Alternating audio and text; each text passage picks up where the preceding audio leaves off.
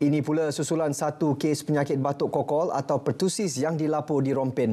Pejabat Kesihatan Daerah telah meningkatkan aktiviti pencegahan dan pengawalan di kawasan tempat tinggal pesakit terlibat. Ia bagi mengelak penyebaran penyakit berkenaan. Setakat ini, situasi penyakit itu adalah terkawal. Sabtu lalu, satu kes penyakit batuk kokol dilaporkan di kampung bahagia Rompin. Ia membabitkan sebuah keluarga terdiri daripada ibu dan dua anaknya.